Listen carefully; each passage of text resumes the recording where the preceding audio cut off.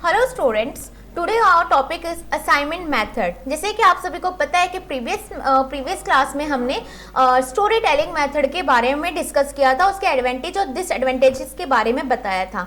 तो आज का जो हमारा मेथड है वो है असाइनमेंट मेथड।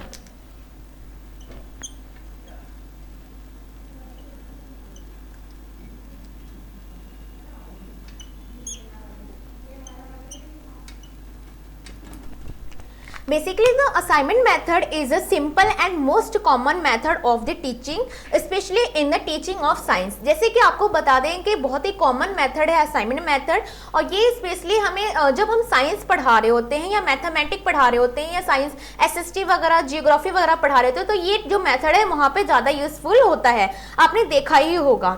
जैसे कि मैं आपको बता दूँ, it is a technique which can be the use in teaching learning process. ये हमें बेसिकली जब टीचिंग लर्निंग प्रोसेस हम करते हैं तो उसमें यूज होता है।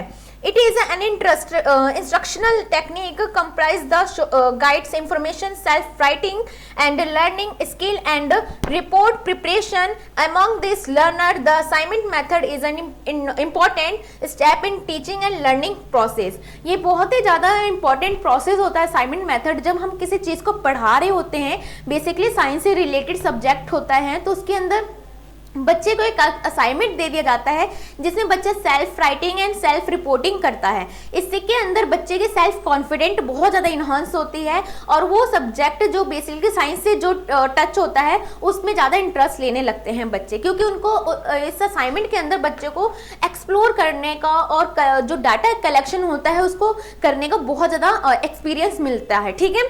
Feature of good assignments.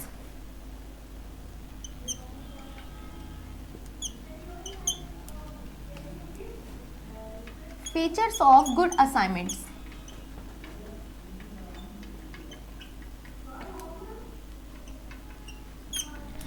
कुछ फीचर्स होते हैं जो गुड असाइनमेंट्स के होते हैं, जो मैं आपको बारे में डिस्कस करूंगी। फर्स्ट है हमारा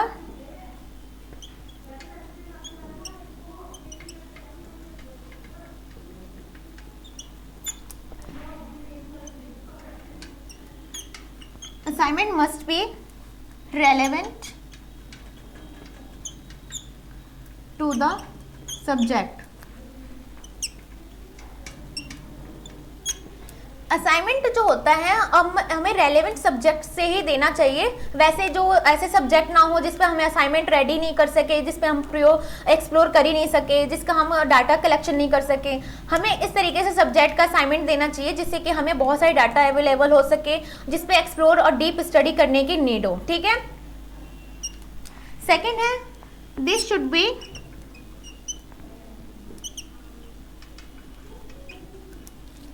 this should reflect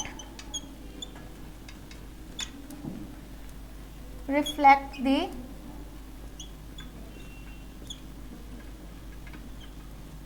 affinities with the subject content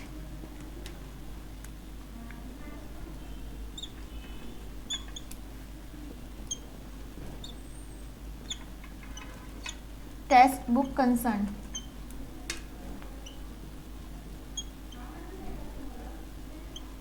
मतलब कहने का मतलब जो this should be reflect the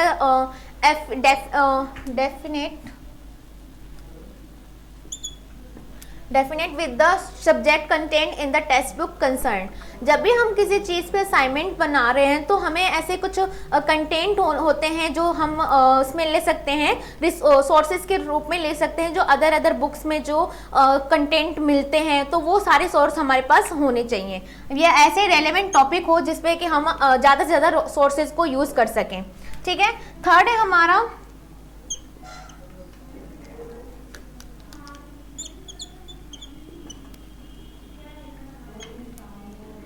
assignment must be simple and enable the students last है objectives of the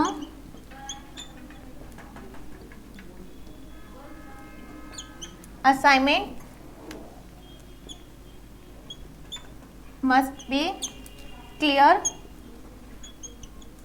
and definite। कहने का मतलब है कि जो assignment must B simple and enable the students, ऐसे सिंपल असाइनमेंट्स होनी चाहिए जो बच्चे कर सकें।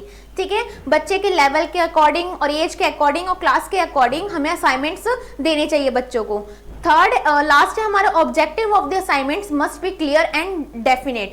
जो भी हम असाइनमेंट्स हम बच्चों को दें करने के लिए किसी भी सब्जेक्ट से रिलेटेड, तो उसके जो ऑब्जेक्टिव है वो बिल्कुल क्लियर होने चाहिए, डेफिनेट, और बच्चों को समझ में आना चाहिए कि हमें किस तरीके से वर्क करना है। ठीक है, तो ये good features of the assignments हो गए।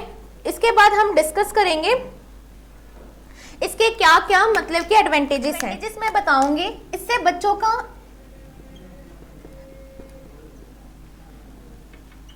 एक्सप्लोरेशन इनहांस होता है, स्किल, एक्सप्लोरेशन स्किल होती है, साइंटिफिक एटीट्यूड, ठीक है, नेचुरल लर्निंग होती है,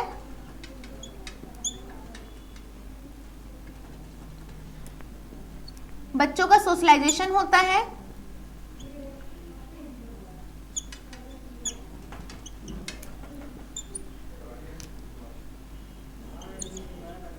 good knowledge of specific subject.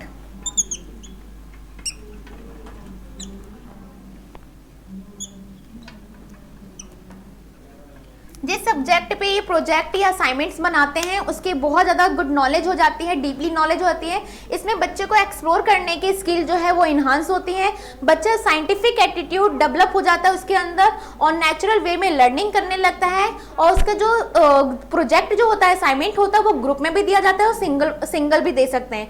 लेकिन जब हम असाइनमेंट्स ग्रुप में देते हैं तो बच्चों का उस वजह से सोशलाइजेशन होता है, क्योंकि जो क्वेश्चनिंग करते हैं और एक दूसरे को सजेशन देते हैं क्लासरूम में या टॉपिक से रिलेटेड, तो उससे बच्चों का क्या होता है, इंटरेक्शन होने लगता है एक दूसरे से और उसकी वजह से सोशलाइजेशन होती है और वैल्यूज डेवलप होती हैं। ठीक है, तो ये इसके असाइनमेंट्स के हमारे एडवांटेजेस हो गए। ठीक है, मैं आपको एक असाइनमेंट देती हूँ, एक वर्क है,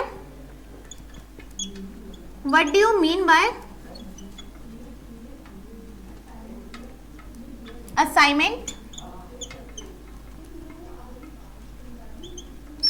एंड राइट डाउन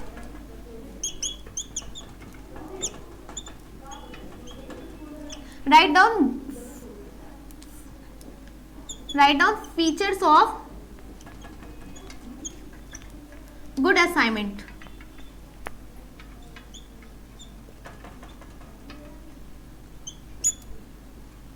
ठीक है, ये आपके लिए क्वेश्चन है, आप अपने नोटबुक में लिखेंगे कि असाइनमेंट से आप क्या समझते हैं और एक गुड असाइनमेंट्स के कौन कौन से फीचर्स होते हैं जो मैंने आपको अभी यहाँ पे बताया है। तो ये आपके असाइनमेंट्स है। ठीक है, तो आज के लिए इतना ही, नेक्स्ट क्लास में नेक्स्ट टॉपिक के साथ मिलते हैं। Thank you, have a nice day.